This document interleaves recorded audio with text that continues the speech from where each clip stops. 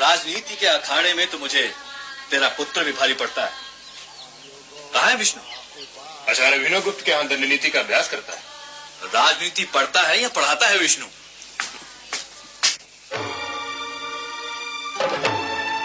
भवती भिक्षा में देहि।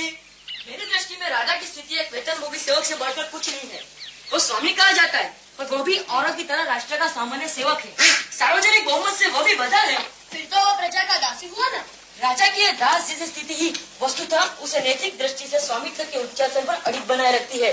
शासन के सारे अधिकार उसके हाथों में इसलिए रह जाते हैं कि वह प्रजा का उत्कर्ष, भरण पोषण व सुख सुविधा का व्यवस्थापक है। और यदि वो प्रजा का हित करे तो उसे सत्ता पर रहने का कोई अधिकार नहीं।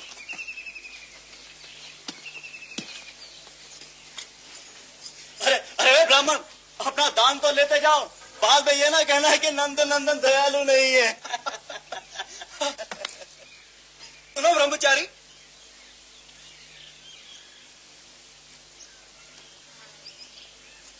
तुम्हारे दंड की ऊंचाई तुम्हारे साथी के दंड से ज्यादा क्यों? ब्राह्मण का दंड माथे से ऊपर, क्षत्रिय का दंड मस्तक तक होता है। और वैश्य का नाक तक। अच्छा, अब ये किसका कहा जाएगा?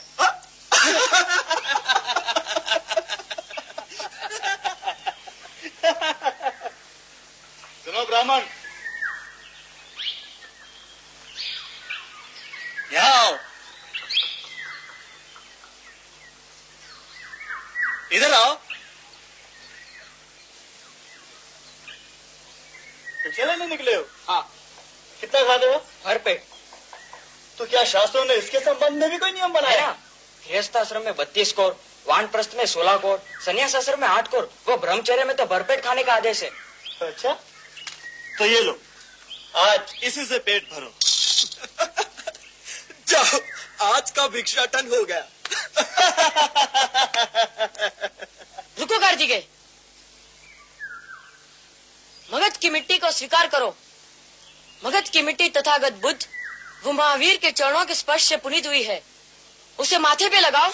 तो थोड़ी मिट्टी तू भी लेता जा ब्राह्मण।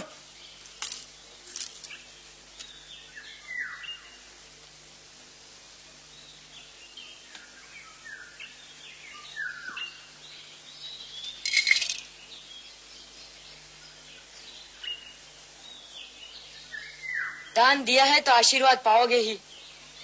मगध की थोड़ी मिट्टी तुम्हारे माथे पर भी लगनी चाहिए। आज तुम पवित्र हुए। सुनो ब्रह्मचारी, क्या नाम है तुम्हारा? अपने देश और कुल का गौरव बढ़ाए ऐसा कोई काम आज तक तो मैंने नहीं किया है, फिर भी मैं तुम्हें अपना नाम बता ही देता हूँ। विष्णुगुप्त हूँ मैं। महापद्म के पुत्र और धनानंद के बंधुओं को तूने आशीर्वाद तो दे दिया, अब दक्षिणा भी लेते जाओ। जाओ नंदन, जाओ अपने मार्ग पे ब्रह्मचारी, जाओ।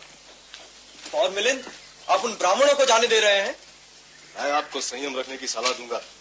आप शीघ्र ही सुगंध महल पधारिए, महाराज धनानंद आपकी प्रतीक्षा कर रहे हैं। क्या आवश्यकता थी तुम्हें उसके सिर पर मिट्टी डालने की? विष पाए शिव का वंशज हूँ मैं। विष पी सकता हूँ पर किसी निर्दोष का अपमान नहीं कर सकता। पर यदि धनानंद के बंधु हथियार चला देते तो? ब्रह्मचारियों के अहिंसा के व्रत का अर्थ कायरता तो नहीं होती। शास्त्रों की रक्षा का प्रण कर या दंड धारण करने वाले यदि आत्मरक्षा न कर सके तो धिक्कार है ऐसे अहिंसा के व्रत को। मैं तो भागने वाला था वहाँ से। ज्ञान पाना है तो डर को अपने मन से निकाल फेंक कार्तिकेय, क्योंकि कायरों को ज्ञान का अधिकार ही नहीं होता। सत्य के लिए जो संसार को चुनौती दे सके सर्वश्रेष्ठ ज्ञान का अधिकारी भी वही होता है। विष्णु, तुम किसी दिन हम सबको लड़वाओगे और भागने का मौका भी नहीं दूंगा। मैं क्या करूं? मंत्री परिषद में अपने मतभेद को व्यक्त करने का अर्थ